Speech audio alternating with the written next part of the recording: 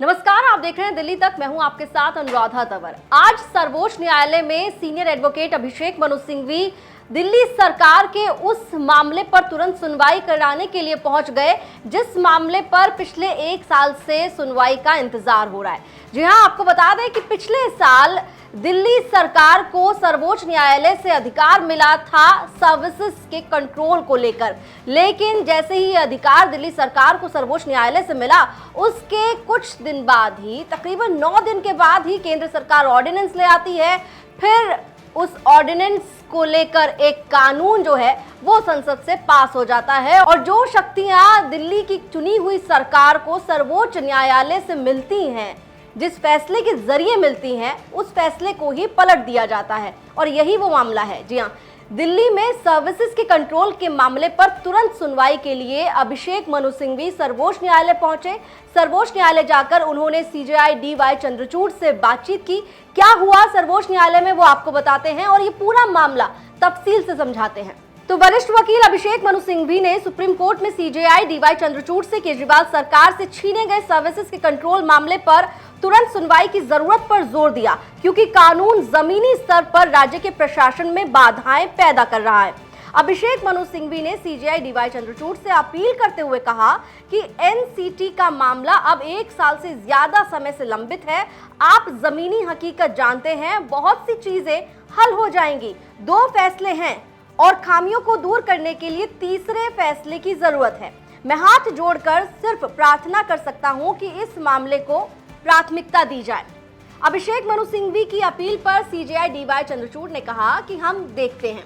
10 मई को सर्वोच्च न्यायालय ने दिल्ली के सर्विसेज पर कंट्रोल दिल्ली की चुनी हुई सरकार को देने का फैसला सुनाया था, जिसमें यह कहा गया था कि पब्लिक ऑर्डर, लैंड और पुलिस को छोड़कर राष्ट्रीय राजधानी क्षेत्र दिल्ली के पास राष्ट्रीय राजधानी में प्रशासनिक सेवाओं पर विधायी और कार्यकारी शक्ति है। साथ ही उपराज्यपाल को चुनी हुई सरकार की एड एंड एडवाइस पर काम करने का निर्देश भी दिया गया था।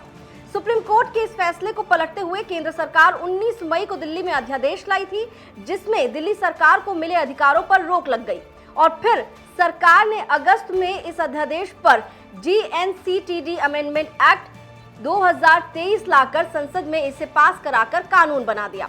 इसी बीच दिल्ली सरकार अध्यादेश के खिलाफ सुप्रीम कोर्ट गई थी, जिसे सीजेआई ने 5 जजों की संविधान बेंच के पास भेज दिया था। यह अध्यादेश अब कानून बन चुका है। तो दिल्ली में अधिकारियों के ट्रांसफर पोस्टिंग से जुड़े हुए फैसले लेने का जो अधिकार है वो सर्विसेज के तहत दिल्ली सरकार अपने पास रखना चाहती है, जिसे केंद्र सरकार ने दिल्ली सरकार से तब छीन लिया था जब सर्वोच्च न्यायालय ने ही दिल्ली की चुनी हुई सरकार को यह अधिकार दिया था और फिर केंद्र सरकार अध्यादेश लाई और उसके बाद कानून ले आई संसद से। अब आपको ये बता दें कि जब ये अध्यादेश आया था तभी दिल्ली की सरकार ने इस अध्यादेश के खिलाफ सर्वोच्च न्यायालय में याचिका लगाई थी, इस अध्यादेश के खिलाफ, इस अध्यादेश को चुनौती देते हुए, जिसके बाद सर्वोच्च न्यायालय ने 5 जजों की संविधान बेंच के सामने इस मामले को भेज दिया था। आपको बता दें कि फिलहाल अब इस मामले पर तुरंत सुनवाई की मांग जो है वो अभिषेक मनु सिंघवी की ओर से की गई है। वो चाहते हैं कि जल्द ही इस मामले पर सुनवाई हो। साथ ही अभिषेक मनु सिंघवी ने कोर्ट में ये कहा कि 2 फैसले पहले आ चुके हैं, यानी कि जो 2 फैसले पहले आने का जिक्र अभिषेक मनु सिंघवी ने किया वो 2 फैसले हैं जो सुप्रीम कोर्ट से ही दिल्ली सरकार के पक्ष में आए हैं सर्विसेज के कंट्रोल को लेकर।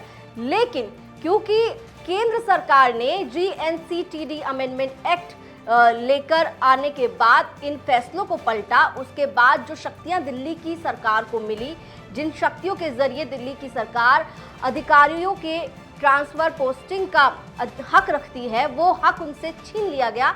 इस वजह से ये मामला एक बार फिर सर्वोच्च न्यायालय पहुंचा था, लेकिन 1 साल से ज्यादा का वक्त जो है वो तकरीबन होने वाला है, लेकिन अभी तक इस मामले पर हियरिंग नहीं हो पाई है और यही वजह है कि अब इस मामले को लेकर तुरंत सुनवाई की मांग अभिषेक मनु सिंघवी कर रहे हैं और वो कह रहे हैं कि 2 फैसले पहले आ गए हैं, तीसरा फैसला जो है वो अगर आ जाता है तो जो खामियां हैं वो दूर हो जाएंगी। अब देखना होगा कि सर्विसेज के कंट्रोल के मामले पर सर्वोच्च न्यायालय में कब सुनवाई होगी।